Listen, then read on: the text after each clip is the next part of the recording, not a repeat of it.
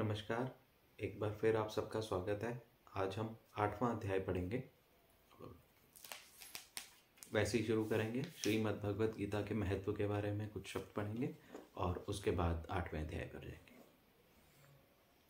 श्रीमद् भगवत गीता के विषय में कहा गया है कि प्रारब्ध के अनुसार कितने भी दुखदायक कर्म भोगने पड़े, गीता शास्त्र के निरंतर अभ्यास करने से मनुष्य ऐसे घोर कर्मों से भी मुक्त हो जाता है। पापी से पापी व्यक्ति भी यदि गीता का अभ्यास करने लगता है तो वह महात्मा बन जाता है। जहाँ पर गीता का अभ्यास होता है वहीं पर सारे तीर्थ होते हैं तथा वहीं पर परमेश्वर भी बसते हैं। गीता परम विद्या है जिसका अभ्यास करने से मनुष्य निश्चित ही भय शोक से परे मुक्ति को प्राप्त करता है। यदि मरते हुए मनुष्य को भी गीता सुनाई जाए तो उसको भी सद्गति प्राप्त होती है। प्रतिदिन गीता अभ्यास के पवित्र जल से स्नान करने से मनुष्य परम पवित्र हो जाता है। गीता का ही ठीक प्रकार से अभ्यास कर लेना चाहिए। अन्य शास्त्रों के अध्ययन से क्या लाभ होता है? क्योंकि गीता भगवान श्री कृष्ण जी के श्रीमुख से निकली गंगा है। जिस गंगा का पवित्र जल पीने से मनुष्य का पुनर्जन्म नहीं होता और वह सदा सदा के लिए मुक्त हो जाता है। इस संसार में केवल एक ही शास्त्र गीता है, केवल एक ही परमेश्वर है, देवकी नंदन भगवान श्री कृष्ण। केवल एक ही मंत्र है, श्री कृष्ण नाम का स्मरण, तथा केवल एक ही कर्म है, श्री कृष्ण भगवान की सेवा। ऐसे महान गीता शास्त्र को जन साधारण भी आसानी से समझ सके, इसी उद्देश्य से गीता का भावार्थ सरल हिंदी भाषा में किया गया है। आशा है परमेश्वर से प्रेम करने वाले इस गीता का नित्य पाठ कर अपना कल्याण करेंगे। अब शुरू करते हैं 8वां अध्याय। श्री कृष्णाय नमो नमः। अब 8वां अध्याय प्रारंभ होता है। 7वें अध्याय के अंत में श्री भगवान जी ने कहा कि जो मेरा ज्ञानी भक्त मेरी भक्ति संसार के आवागमन के दुख से मुक्त होने के लिए करता है, वह ब्रह्म कर्म, अध्यात्मक अधिभूत, अधिदैव व अधियज्ञ जानता है। अर्जुन बोला, यह ब्रह्म क्या है? अध्यात्म क्या है? कर्म क्या है? अधिभूत, अधिदैव, अधियज्ञ क्या है? संसार से प्रयाण करते समय आपका भक्त आपको कैसे जानता है? अर्जुन के प्रश्नों का उत्तर देते हुए श्री भगवान जी बोले, ब्रह्म निर्गुण, नाश रहित तथा विकार रहित है। परमेश्वर का स्वभाव, परमेश्वर के गुण धर्म ज्ञान विज्ञान है। परमेश्वर की ज्ञान शक्ति अध्यात्मक है। संसार में प्राणियों के आने का कारण कर्म है। परमेश्वर के संकल्प रूपी कर्म से ही संसार का निर्माण हुआ है तथा वहां जीवों को लाया गया है। अधिभूत अक्षर अनित्य है, इसी को प्रपंच या अपराप्रकृति कहा गया है। यह जीवात्मा अधिदैवत है। सभी देहधारियों में सर्वश्रेष्ठ देह परमेश्वर का है। परमेश्वर निराकार होते हुए भी शरीर को धारण कर साकार होते हैं। यह अधियज्ञ है। अंत समय में जो मेरा स्मरण करता हुआ इस शरीर का त्याग करता है वह मोक्ष पद को प्राप्त होता है। परंतु अंत समय में परमेश्वर का ध्यान, मनन, चिंतन, स्मरण तभी होगा जब पहले जीवन में उसका बहुत अभ्यास किया हो। मनुष्य जिस जिस भाव का स्मरण करता हुआ अंत में शरीर छोड़ता है वह उसी भाव को प्राप्त करता है। अर्थात अंत समय तक जो परमेश्वर का चिंतन करता है उसे परमेश्वर प्राप्त होता है तथा जो देवता भक्ति करते हैं उन्हें देवताओं की ही प्राप्ति होती है। श्री भगवान जी बोले, अर्जुन, सभी समय तुम मेरा स्मरण करो तथा युद्ध करो। मुझ में मन बुद्धि को लगाने पर निश्चित ही मेरी ही प्राप्ति होती है।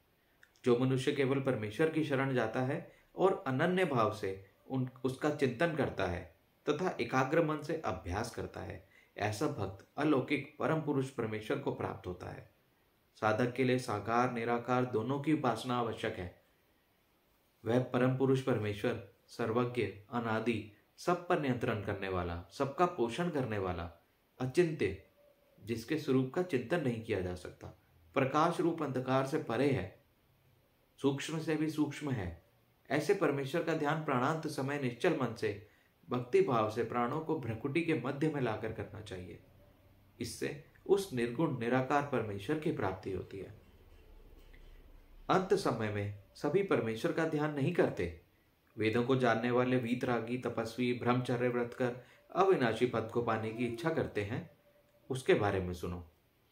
जो ऐसा साधक शरीर के सभी 9 दरवाजों को नियंत्रित कर मन हृदय की चंचलता को रोककर एकाक्षर वाले ओम ऐसे चित्त चैतन्य का उच्चारण करता हुआ, स्मरण करता हुआ प्राणों को ब्रह्मरंध्र में लाकर प्राणों का त्याग करता है, वह परमेश्वर के परम पद के समान अत्यंत सुखरूप परम गति चिदब्रह्म को प्राप्त करता है। परंतु वहां पर चिरकाल तक रहकर फिर कभी न कभी उसे स्मृतिलोक में आना ही पड़ता है। परंतु हे अर्जुन, अनन्य भाव से जो मुझ में चित्त लगाकर मेरा निरंतर स्मरण करता है, ऐसे योगी पुरुष को मैं सुलभ प्राप्त हो जाता हूं। मुझे प्राप्त करने पर वह परम सिद्धि को प्राप्त होता है। ऐसा महात्मा पुनर्जन्म को तथा इस दुखमय नाशवान संसार को पुनः प्राप्त नहीं करता। ब्रह्मलोक तक जितने भी देवता लोग हैं वे पुनरावृत्ति वाले हैं, अर्थात वहां जाकर वापस इस मृत्युलोक में आना ही पड़ता है। किंतु मेरे परम धाम मोक्ष को प्राप्त कर पुनः इस मृत्युलोक में जन्म नहीं होता। परमेश्वर का ज्ञानी सृष्टि की मर्यादा को जानता है कि परमेश्वर का एक दिन 1000 चतुर्युग वर्ष का होता है। 32 लाख वर्ष सतयुग, 16 लाख साल त्रेता, 8 लाख साल द्वापर, 4 लाख वर्ष कलयुग, ऐसे 60 लाख वर्ष का एक चतुर्युग होता है। ऐसे 1000 चतुर्युग एक सृष्टि की मर्यादा है। एक सृष्टि मतलब परमेश्वर का एक दिन। इतने ही वर्ष ब्रह्म की एक रात्रि होती है, अर्थात प्रलय का समय होता है। सृष्टि रचना होने पर जीव सृष्टि में लाए जाते हैं, उनको ज्ञान दिया जाता है। जीव कर्म करते हैं, कर्मफल पाते हैं और ज्ञान का आचरण करने वाले जीव मोक्ष मार्ग पर आगे बढ़ जाते हैं। प्रलय होने पर यह सब काम बंद हो जाता है, फिर सृष्टि रचने पर यह काम पुनः शुरू हो जाता है। जैसे दिन निकल आने पर संसार के लोग अपना अपना कार्य शुरू कर देते हैं और रात आने पर वे विश्राम करते हैं, ऐसे ही सृष्टि का प्रलय होने पर यह जीव जो पराधीन है तुम स्वरूप में पुनः ले जाए जाते हैं और सृष्टि रचना होने पर पुनः इस संसार में उन्हें लाया जाता है। परंतु अव्यक्त सनातन ब्रह्म स्वरूप परमेश्वर सृष्टि का प्रलय होने पर भी नष्ट नहीं होते। उस ब्रह्म स्वरूप का पर सृष्टि रचना प्रलय का कुछ प्रभाव नहीं होता। ऐसे अव्यक्त ब्रह्म को अक्षर कहा गया है। उसे परम गति भी कहते हैं। जिस स्थान को प्राप्त कर मनुष्य को पुनः इस मृत्युलोक में नहीं आना पड़ता, वह परमेश्वर का सर्वश्रेष्ठ परम धाम है। ऐसे परम धाम परमेश्वर के अनन्य भक्ति से ही प्राप्त होता है। उस परमेश्वर के आश्रय पर ही सभी जीव आधारित हैं। इस संसार का विस्तार भी उस परमेश्वर की प्रवृत्ति से ही होता है। श्री भगवान जी बोले, हे अर्जुन, मैं अब तुम्हें काल के 2 विभागों के बारे में बताता हूं, जिनमें प्रयाण करने पर पुनः इस मृत्युलोक में आना पड़ता है तथा जिनमें प्रयाण करने पर पुनः इस मृत्युलोक में नहीं आना पड़ता। अग्नि, प्रकाश, दिन, शुक्ल पक्ष, उत्तरायण के 6 महीने में इस शरीर का त्याग करने पर ब्रह्म ज्ञानी ब्रह्म को प्राप्त कर पुनः मृत्युलोक में नहीं आता। अंधेरी रात कृष्ण पक्ष 6 महीने दक्षिणायन में मृत्यु को प्राप्त हुआ योगी चंद्रलोक में जाकर पुनः मृत्युलोक में आते हैं।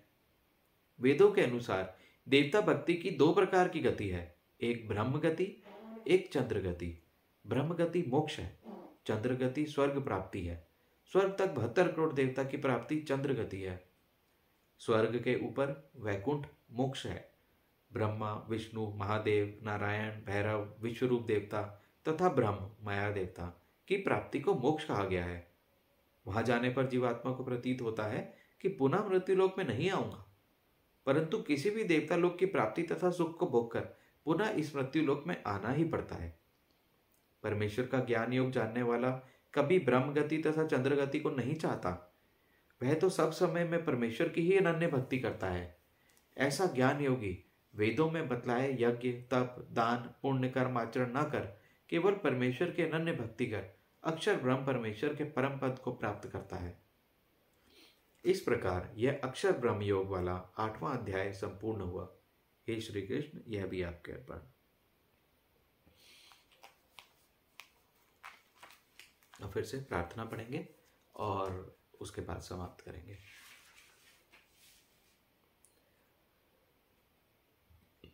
त्वमेव माता च पिता त्वमेव बंधु च सखा त्वमेव विद्या द्रविणं त्वमेव सर्वं मम देव वसुदेव सुतं देवं कंसचाणूरमर्दनं देवकी परमानंदम श्री कृष्ण वंदे जगद्गुरु।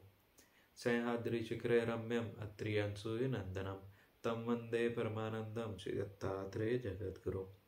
फलस्तनगरे जातं द्वारावत्या निवासिनं नौम्यं चक्रपाणितं जनकाद्विजनन्दनं नेमाम्बोदरसम्भूतं काण्वादनन्तनायकात् प्रभो नमामि गोविन्दं जीवविद्याविभञ्जकं पुत्रं विशालदेवस्य नित्यमुक्तिप्रदायकं मालिनी परमानन्दं वन्दे श्रीचक्रधरविभुम्। पापोऽहं पापकर्माहं पापात्मा पापसम्भवा त्राहि मां कृपयादेव शरणागतवत्सल। सर्वे भवन्तु सुखिनः सर्वे सन्तु निरामया सर्वे भद्राणि पश्यन्तु मा कश्चित् दुःखभाग् भवेत्। हे प्रभु, मेरे पिछले पाप कर्मों को क्षमा कर दीजिए और आगे पाप कर्मों से बचा लीजिए। सदैव के लिए ही वरदान दीजिए। निज चरण शरण प्रेम ही प्रदान कीजिए। निज चरण शरण प्रेम ही प्रदान कीजिए। हे प्रभु, ये सब आपके अर्पण।